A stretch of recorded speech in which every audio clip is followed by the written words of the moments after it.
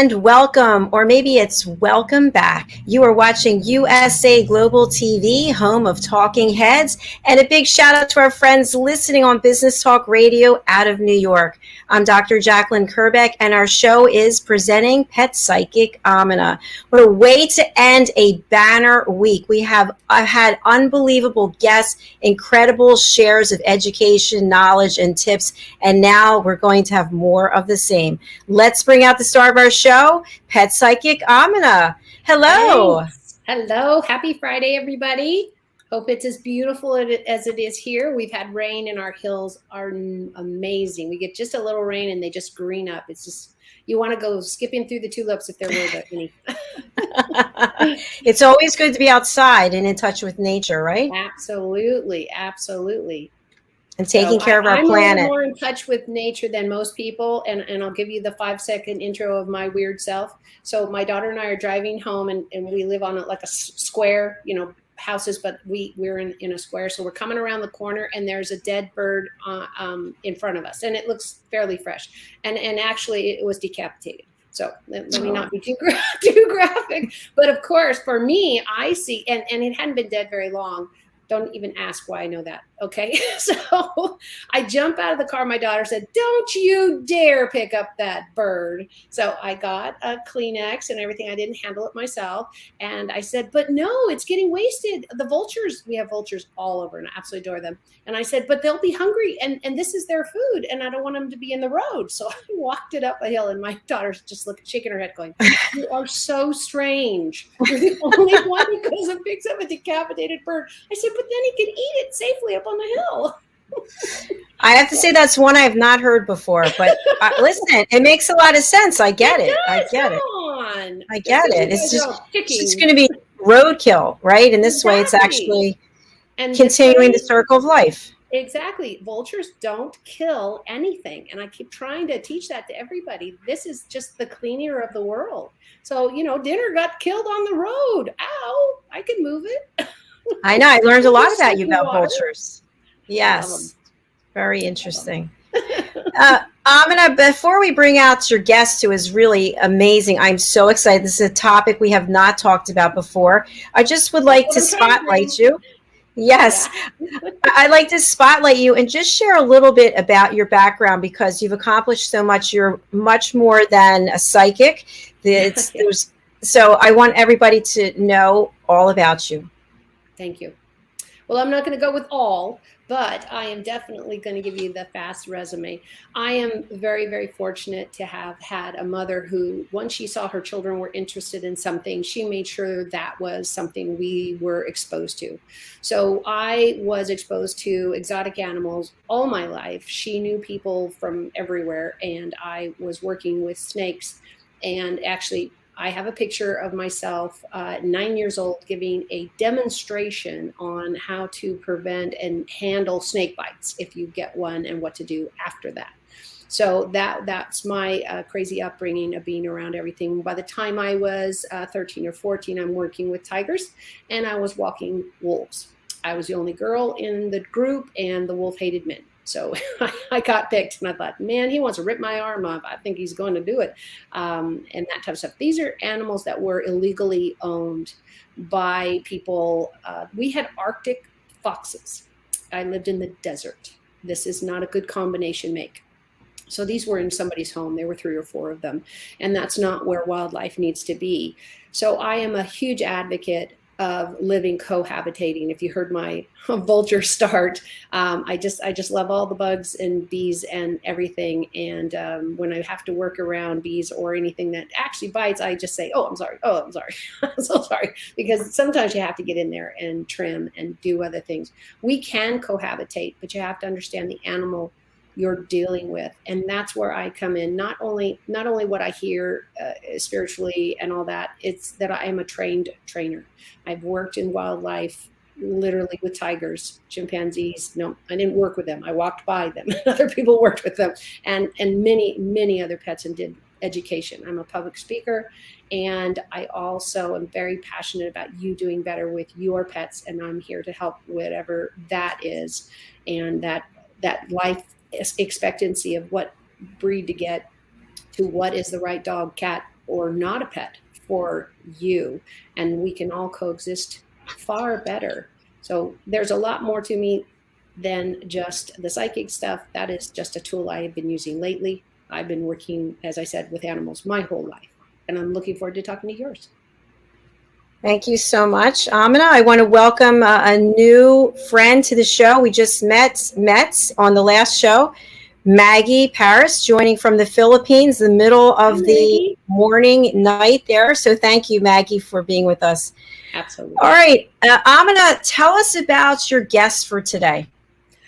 I am on the hunt now that we've been doing this for some time, and we really got through the legs of getting us introduced and, really thanking the people that got me here. I started with those people, and now I'm really diving deep into my field of animals.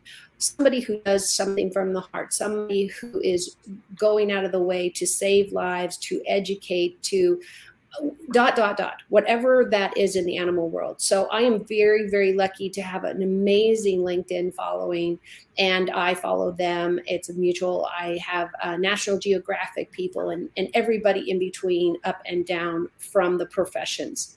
These are my outlinks besides Facebook and that type of stuff, just trying to get these people that I think go unheard, and their work they're doing is amazing. And Dr. Jacalyn, your platform is national. This is an amazing thing you've given me, and it's my give back to the world to say this was given to me, and I want to give back out. I really believe you give good, you get good, and all the way around. So I really want to showcase these people that are making a difference in animals' lives, little bugs' lives, people doing it better, because that's what we're about. That's what we're about. That's why I talked about don't get a pet for Christmas, and all that kind of stuff last time. And today we're going to talk to Genevive, and she is, I have never heard this before. I know you said you hadn't. They're centering on making sure that homeless people who are homeless, who have pets, and many, many do, are getting food, getting services, getting what they need to keep not only themselves healthy, but their support healthy. And that's what this really is animals give. They don't care what you smell like. They don't care what you eat or do or whatever. They accept you just as you are. Well, let's bring her out. Genevive Frederick. She is the founder of Feeding Pets of the Homeless. Genevive, welcome to the program. Well, thank you. It is an honor to be on this show and to explain exactly what we do to help homeless across the country. We're the richest country in the world, but more than 500,000 Americans are homeless every night, and thousands more are experiencing homelessness through the course of a year. There are hundreds of reasons why a person becomes homeless, besides the addictions and mental illness. There are economic reasons, there are circumstantial reasons, and personal reasons. But what frightens me right now is that according to the National Coalition for Homeless, 35 million people are at risk of becoming homeless because of evictions that are starting across the country. We're getting calls all the time now. And over 60% of all these people that are going to be evicted have a pet. They're going to end up in the streets. They're going to be living in their cars, in hotels, motels, shacked up with other families. It scares me a lot. But I want the audience to realize that we're an organization that will help these people feed their pets, will provide emergency veterinary care if their pets are injured or ill. We provide wellness clinics that we sponsor across the country. And we have a new program that's called Veterans Pet Support. And the last program we have is all about getting crates to homeless shelters and domestic violence shelters so that the homeless can come into these buildings with their pets. These pets offer so much to these people. They feel isolated from society, and their pets give them comfort, love. They're non-judgmental. These pets mean so much to these people. When they call us and they are frantic, sometimes they're crying. Their dog's been hit by a car. Their dog ate something off the sidewalk. There are all kinds of emergencies that we get calls every single day. We're averaging from about 20 emergency cases from the time they call us to the time we pay that hospital, which we have over almost 1,200 hospitals across the country that have worked with us, that know who we are. They give us a discount, but we pay them at time of service. These pets mean so much to these people. And when we hear them crying and they are reaching out to us, help me, help me. I don't have any money. My pet is suffering. It's ill, it's injured, and we are there for all of these people. We do have to verify homelessness, but usually it doesn't take that long to do that. We work with a lot of social workers across the country, with first responders, with police officers that know about us, and maybe on their beat, they have somebody that they know has an animal that's been injured. These animals because they're on the streets, it is so dangerous. They are exposed to traffic, to other homeless people that may want to hurt them, and their dogs will protect those people. We've had dogs being stabbed, shot by other homeless people. It's dangerous out there. I think people don't realize that there are so many homeless women out there that are and it's so dangerous. And this is one of the reasons why they have a dog. Even the little ones can alert them that there's danger nearby. So we, of our emergency cases, 61% are homeless women. Another 11% are homeless veterans. These are men and women that have served our country, and now they're homeless for whatever reason. So it's amazing that we've grown so much. I started this went nonprofit in 2008, and we've grown. We've spent over $2 million on emergency veterinary care at hospitals across the country, and that's before the discounts. We've helped and paid for over 6,300 invoices that have come across our desks. Like I said, our case managers, which we have 3 of, are taking calls every single day. Last year, we had over 8,000 calls. So far this year, we've had over 9,000, and we're still a couple months out for the year. People are asking, where can I get pet food? Where can I find a homeless shelter that will allow my pet? Where can I get low cost or free vaccinations, spay and neuters? So we have resources, and we partner with other organizations, and we all work together to help pets that are suffering, that need that help. Wow, Genevieve. Yeah, that's amazing. What I was thinking. I'd clap if I had hands. That's amazing. That's amazing. And your voice, you can just feel, yes, how important this is. How did you get involved with this initiative, Genevieve? You know, I saw a homeless person on the street, and he had a dog, and normally I would have blinders on, like most Americans, that when you see people on the streets, because you think they're going to panhandle, they're going to ask you for something. And being a white woman, I'm not going to even acknowledge that person, but whatever it was that caught my eye, it was the dog. And so I came back. I was in New York. I came back to Nevada. That's where our headquarters are. And I started researching to find out how many homeless are out there that have pets. I was told by a number of national organizations that work with the homeless that maybe 5 to 10%. I'm thinking it's more like 25%. And there's no hard statistics, so I can't tell you if that number is true. But based on what we hear, the encampments that are across the country that have dogs all over, because that's the only place that they can be, in a camp somewhere where they can have their dog.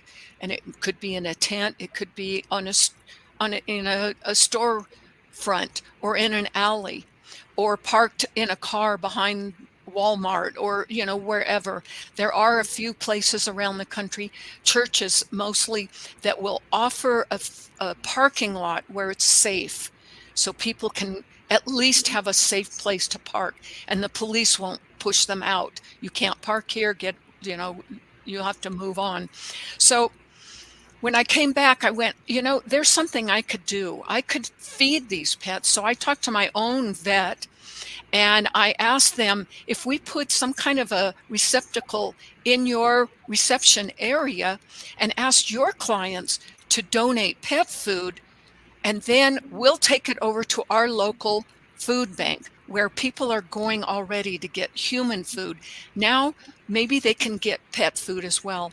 So I talked to both of those entities, and they were like, yeah, I would love to distribute pet food to the people that come through this food bank. So we did it. I put a quick little press release in the local paper. That afternoon, that 55-gallon drum was over full. That's when I knew this was going to take off, and it was going to be national. I always knew it would be something that I could do across the whole country. Because of COVID, we've lost a lot of those donation sites. So I'm asking your audience to please go to our website, sign up as a donation site, or become one of our volunteers across the country. We need your help to gather pet food so that no pet, whether they're belong to a homeless person or to a low-income family, that pet food is expensive, and they could use that money for other bills. So there you go. There's the call to action. And we're going to repeat this later. Obviously, we still have more show to go, but your website is? The website is petsofthehomeless.org. Thank you. Wonderful. That's wonderful. So you had mentioned that there were 400 sites approximately, and now there are 200. What do you think the reason for this number going down so much is? I think it has a lot to do with, number one, COVID. We lost a lot of businesses that way. There were other reasons that I have no idea. We ask our donation sites to report to us how much pet food this month did people donate, and where did you take it? So with that in mind, I can tell you that since we started this, people have donated over 787 tons of pet food that were taken to, right now we have more what we call pet food providers. Then we have almost 450 of those. These are places where people can get pet food. On our website, people can go there, type in their city, they can find out if there's a donation site, and for homeless people, they can find out where they can get pet food. And it's usually at a food bank where they're already, or a soup kitchen, where they're already getting their weekly or daily food, but now they can ask for the pet food. If it's not on our website, we always tell people, if you need pet food, you call the nearest food bank and ask them if they have pet food, or go to the local animal shelter. They would rather give you pet food than you relinquish their pet back into a shelter. So those are some tips that we always give callers when they call us asking about the pet food. We put a fair market value on all of the pet food that has been recorded to us, and it's over $3.3 million. We have people doing pet food drives all over the country. We just had one here in Carson City at a dealership where people were invited to fill the back of a pickup truck. Oh, perfect. And it lasted a month. And it was over 2 tons of pet food that ended up in that truck and then went to the local, it went to Salvation Army. And there were a couple of other places in town where people can get pet food, food banks. It's wonderful. That's wonderful. That is fantastic. Genevieve, I have a question for you. In addition to food, are the donation sites collecting other things, maybe toys, blankets, or is it primarily food? You know, it's any kind of pet supplies, shampoos, leashes and collars are a big thing with the homeless, because a lot of times, and harnesses, we kind of prefer that because the collars are so restrictive and can cause damage to a dog's throat. We always encourage the homeless to keep their pets on a leash because it's so dangerous when they're out on the streets. They might see a dog across the street and take off and get hit by a car. So, it's just common sense. But toys and bedding for the people that are low income, to have a bed for their dog would be wonderful. I mean, it's something they wouldn't be able to afford. Toys. Maybe your dog has passed on, or your cat, you have leftover food, or maybe the vet has said your dog can't eat this kind of pet food anymore. Tape it up and take it to one of our donation sites. They will accept that. Yeah, it's really that easy. Everybody, I've done this, exactly what you're talking about. When my cat passed away and I moved out of the area. So it was like, okay, I'm not going to be having any more cats, not at this part of my life. So yeah, we donated. It was 3/4 of a bag. And we did that when our shepherds passed, and we gave it to the shelter and that type of stuff. They will take it, if it's good and it's not covered in maggots, which is hard to get with dry food, but and that kind of stuff. It's so simple. People don't realize that it's so simple. Just let's say, your animal has passed on. The carrier and the food is pivotal. These are the expensive things. But if you have toys left over that are good for animals, and I mean, you might have a ping pong ball, and believe it or not, a parrot or a small cat or any of that will love that thing. Now, you never find it again if you're living on the freeway, and that's really close to my area. I'm off a major freeway, and we have just a plethora of homeless, and it was even a bigger step up, with pandemic. And you want those animals safe, and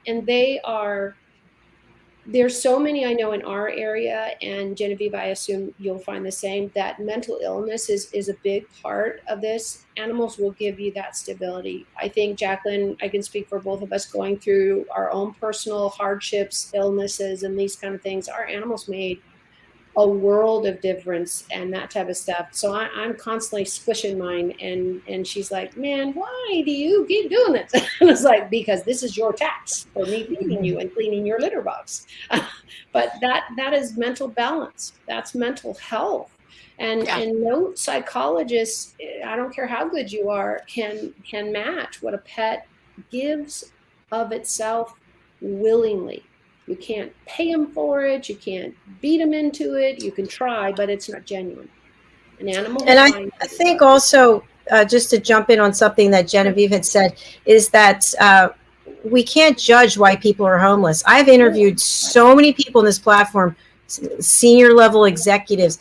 Things just happened, and then all of a sudden they found themselves to be homeless. So we automatically assume as a society that it's a crazy person, it's a drug addict, and that's not the case. And imagine you have a stable life and you have a pet, maybe you have more than one pet, and all of a sudden you find yourself homeless, and these pets are part of your family, and you don't want to let go of them either. So I think if we all band together, we can actually make a difference. So I have a question, Genevieve. In addition to dog food, I know we've had other people on here who recommended feeding pets other things as well. So can people donate meats, all kinds of people food, I would call it? Veterinarians will tell you that people food is not good for dogs. That's part of the a lot of our emergency cases are because a dog has eaten a bone, uh, a rib, or a pork bone or a chicken bone gets stuck, and then it causes that now we're talking about $2,000-3,000 surgery because this dog is going to die if it doesn't get this removed very quickly. So people food is not a good thing for dogs or cats, although I admit I am one of those people that sneak my dog a little bit of steak or a little bit of salmon, or so I'm guilty of that. But it's not a good idea. And that's the problem with a lot of these dogs. The people are sharing their own food with their animals, and it causes digestive system to, all of a sudden they're vomiting, they have diarrhea, and now, what am I going to do? And, but I wanted to get back to why people become homeless. We're finding that Social Security and pensions are not enough to keep up with rents. And so we're finding that a lot of elderly people are becoming homeless, and they're living in their vehicles. They don't want their family to know. They're embarrassed. They're ashamed. So they would rather just stay on the streets, which causes them to become more susceptible to illnesses. Right. And to COVID. It's kind of once you get into that cycle of being homeless, it is very, very difficult to get out without that help. And that's one of the reasons that we supply homeless shelters with these crates, because we know if they can get into that shelter with their pet, the chances of them to start working with a social worker to get them out of homelessness. Sometimes they have left a situation with their clothes on their back and their dog. That's all they have. I took a call from a woman who was elderly. She was expecting the sheriff on her doorstep to kick her out. She had no transportation. She had 2 elderly dogs. And she said, "What am I going to do? I'm going to be out on the street with the clothes on my back, and I don't know." So I gave her a bunch of resources to call. She was frantic, as you can well imagine. And I know she was elderly, and that breaks my heart because I'm elderly, and if you never know what's going to happen. 50% of the population is one paycheck away from being homeless. But then when you think about between 60 and 70% of Americans have at least one pet, what are you going to do? Are you going to go into a shelter that doesn't allow pets, and you're going to leave your dog in your car, or you're going to turn that dog over to, relinquish it to a shelter? Those are hard decisions, and having a pet and becoming homeless, there's a lot that goes with that. And it is our hope that we are taking some of that burden off of these people. Absolutely. Absolutely. And we absolutely honor your passion and what you're doing. And that's why it's so important on all these platforms to make sure that people realize the work is being done, but it's being done by 5 people for 5 million people. That ratio mathematically doesn't work. So getting the word out is saying, yeah, if you have cat or dog food, meaning you decide if it's good, if it can be passed on, and that kind of stuff.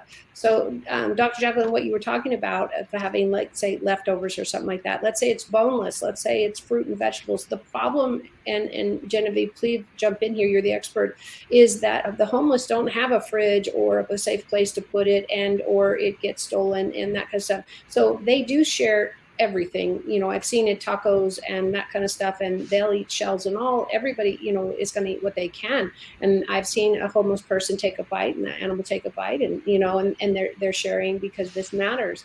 But the simplest thing I would think, Genevieve, having worked in rescue, is dry food.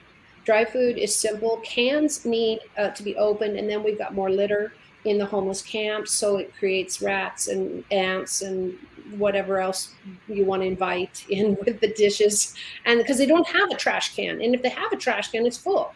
So dry food is really simple. The bag is reusable to carry their clothes, help with the rain, whatever. And so I would personally, and Genevieve, please let me know if this is correct, would please encourage everybody, just buy an extra bag of food every time you buy food. We get it delivered now. And you just get it delivered again, and you can actually probably have it delivered straight to your shelter and just say, no, this one's going to this address and this one's going to that address. It's really this simple. When you order food, if you're doing it on Amazon like we are, and you just order 2 and you say that one goes to Coral Street and that one goes to Marsh Street. Right. It's really that simple. You know, you bring up a good point. Because of Amazon and other Chewy and some of those other ones that deliver pet food, Right. it has caused a lot of smaller mom and pop stores, you know, real Right. stores, to go out of business. And a Right. lot of them were our donation sites, because then they would take what was about to be expired and they Right. would donate it. Right. So, you know, there was this, it was working real well until COVID. It wasn't. That wasn't. And so, yeah, and a lot of mom and pop shops are now going to a mail order because there's so many wonderful services out there that they can do. Even the post office, even though where I live, I delivered 2 of my neighbor's packages. One came to my house, one came to the neighbor's house, and I took his package and took it to the other neighbor's house. I was going for a walk anyway, but it was like, and everybody's like, thank you. I was like, yeah, just call me the postwoman at 9:30 at night. So yeah. But you know, they can do that with the mom and pop shop, because a lot of them are really got in with, because people can't go to their shops. The ones that have survived have gone online. It's just been a tremendous education. You know, for the folks out there that are watching today, if pet food isn't something that you want to donate, maybe you'd like to donate money so that we can continue to treat these animals that are injured or ill. We don't accept money from the government. All of our money comes from individual donors, companies, and private foundations. It's easy to donate. All of our information is on the website, our mailing address. You can do a credit card. It is important that we be able to pay these hospitals. Otherwise, they're not going to work with us. They can't do that, or they'd be out of business. So, yeah, we have a cap of how much money we can spend per pet. And it depends on the donations coming in. When I first started this, the cap was $500. But you know what? Some of these hospitals were happy to accept that, knowing that they were helping this person and that pet. These pets are lifelines to some of these people. I've had people tell me, if it wasn't for my pet, I would have committed suicide a long time ago. It gives them structure. It gives them a purpose. They may have lost their family due to who knows what, and now they're on their own. But this pet is giving them that structure and that responsibility to care for it, to make sure it has water, food, even if they're sharing their hamburger with the animal. Right. So, I just would like people to know that we have a big presence on social media. If you go to our website, you can sign up for our newsletter, which will tell you at least 2 emergency cases. We always ask for pictures from the hospital of the dog or the cat that they have treated and that we've actually paid for. So we have lots of great stories. A lot of them are heartbreaking because sometimes they don't find us in time, and the doctor will call us and say, we're going to have to put this one down. It's too late. And it's because they didn't find us in time. And the dog is suffering so much. So the attachment, just to give you an illustration, the vet now has to go back to this person and say, look, we're going to have to put your dog down. Feeding Pets of the Homeless is going to pay for for everything. So you don't have to worry about that. But that person will walk out with that sick or ill dog because they can't let it go. Right. And we've all experienced that loss. I know. Very painful. I know we have. Yes, definitely. We have a comment.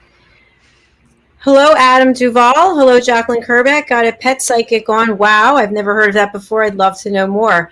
Adam is joining us from the UK, and he has his own amazing story. So yes, there's the pet psychic Aminah. Our show is here every week. Adam, do come back and join us. It's nice to have you. And Adam, we have it all on record. If you go to the YouTube channel that Jacalyn has posted, you will get to see all our backstories and my backstory and all that type of stuff. And so many more amazing guests as Genevive of where we want to be and how to fly safe. You would have loved that, Genevive, how to fly with a pet safe. We had her on and she wrote a book. So my heartstrings are out to you. And this is why I know Jacalyn and I wanted to do this to get the word out. Anything, let me really emphasize, everybody who's listening, anything you can do. If it's $5, I've seen children do this. They come and they had $1 from the tooth fairy and they gave that. You know what? That means as much as $100 because to that child, it could be. They don't maybe have that awareness of what $100 is yet, hopefully, but it all matters. I've seen piggy banks emptied, and it's heartwarming. And I also want to share, you can tell the passion and feeling that Genevive has about this. This is something she lives every single day. And I'm sure your team there and also the people, the vets, the people working in all the hospitals, they really need help because they're frontline workers for these pets and for these people. And it is heartbreaking. Adam has a question. I have a question for the pet psychic Aminah. I'm sorry, it doesn't say Aminah. I'm thinking you're Aminah. Can you tell me when an animal is experiencing some sort of mental health? I guess you mean mental health issue. Yeah. It's usually, and I'm going to be honest, it's usually the human that's having the mental health issue and has transposed it onto the pet. And I mean that literally. So many times we're going through a really hard time and we see through the lens that we're living. So if you're living a really difficult day or a difficult hour, how many times have you come home and yelled at your roommate, brother, sister, mother, husband, and gone, wait a minute, that wasn't yours, that was mine. And so it's to know if pets have mental illness. The jury's out on that medically, but yes, is it possible they have a cognitive brain? Absolutely, it's positive. But my experience after 40 years is that typically it's the person's issue transposed onto the pet. So there's the short. All right, Adam, I am streaming Aminah's information so you can contact her. And he writes, wow, I never knew that. Thanks for this. Thanks for asking. All right, so do reach out to Aminah. So it's time to close up our show. Genevive, how are you feeling? Are you feeling okay? Yes. Did we drain you completely? Thank you. You're right. I am very passionate about this. And it's been quite a journey from starting this in my home to having a staff of 7 now. Yeah, it's been quite a journey. Well, I want to share with you, I'm so glad you answered the question about the food because we're getting ready to clean out our freezer, which has some really nice food in there that we can't take with us. And I thought, I'll take it. I knew that we were interviewing you today, and I thought I'll take this over for the pets. So now what I'm going to do is I'm going to go to the grocery store. I'm actually going to buy food, dog food for pets, and take that to the food bank as well as the people food. Otherwise, I would. It's really great if you even get something that's resealable, because you're dealing with or bring zip ties. They're $1 at 5 of them, or not the dollar store. I don't know what to call it anymore. It's the dollar store for me. It doesn't $1. I understand, but even something as simple as a bag of zip ties that they can close the food up. A lot of people don't think there's other steps. Food is absolutely the paramount, but maybe bring something that they close the bag with. I mean, a clip. A zip tie, anything simple that keeps it fresh, because I do want the pets to eat healthy and less ants. Ants are protein. What I can talk to that. Most of our food banks repackage the pet food. because you can't give a homeless person 20 pounds of Exactly. dog food. So they repackage it in Ziploc bags so that they know that that person's coming back every day to get food for their self, and now they will have food for their dog. If they're low income and they may be in an apartment, yeah, they will probably give them 10 pounds worth at a time because they know they're not going to be coming back every single day. So yeah, they'll get a lot of volunteers that will, Boy Scouts and Girl Scout troops will go to homeless, go to food banks and help divide up all that food. Yeah. That's fantastic. Great. That's a great idea. Yeah, some hefty bags, and we're good with that. The Ziploc hefty bags, you know, the zipper ones. That would be great. Thank you so much. Thank you so much. I'm actually putting your contact information on social media so people don't have to worry about the banner. It only took me a year to figure this one out. So for example, we have, here's Aminah's information, all the different sites. Genevieve, we have your information, all the different sites. So now everybody can actually see how to contact you. But Genevieve, for people who are listening on the radio and they can't read the banner, what is the best way to contact you? The best way is to go to our website, petsofthehomeless.org. Wonderful. Thank you. And it's been an absolute pleasure having you here today. And I'll look forward to having you back next month, I guess. Yes? Absolutely. We're going to have a convene and see what's open. Great. Great. I look forward to it. Wonderful. Thank you, Genevieve. Thank you, Genevieve. Thank you for being such a heart-centered person. Really. God bless you. Yes. Thank you. Thank you. Thank you. Take care. Bye-bye. And be safe. You too. Bye-bye. Oh, she was an excellent guest, and her passion, her compassion, her empathy. Am I so blessed? Am I so blessed? The first I meet you, and everybody says, how'd you meet her? I don't know. She just walked into my life on Zoom one day. I don't know. I mean, that's a history for us. But now, you know, the whole goal was to have that rotating, really great content, really great that pull at your heartstrings to help us all do better. That's what your platform is doing. I see it on all the other guests that you have, that they have, you know, even the music and the artists. If that doesn't move your heart to a better place, I don't know what. So just try a dog. I agree. And we do have a global platform. As you saw, we had someone from the Philippines, someone from the UK. I love it. And it's amazing. So we're going to say goodbye for now. And Aminah, I've got your banner up. What's the best way for people to contact you? bridgingworlds.us. If you want to know anything about me, you want to connect to these videos that Jacalyn and I do on her platform and or any of my other Facebook ones, just find me there. You'll find all of my links, all my stories about me and my background. bridgingworlds.us. Join me. Thank you, Aminah.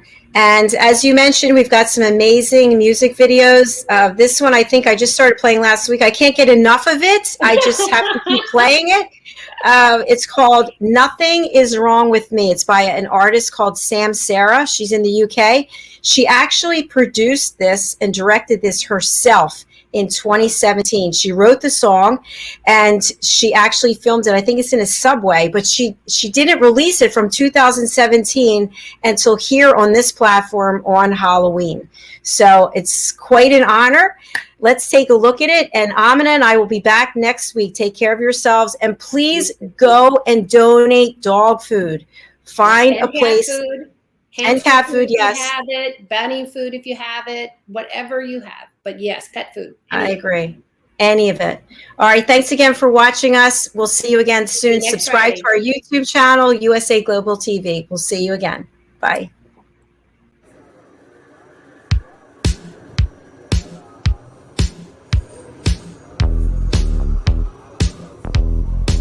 You don't see me, yet I hear you every day.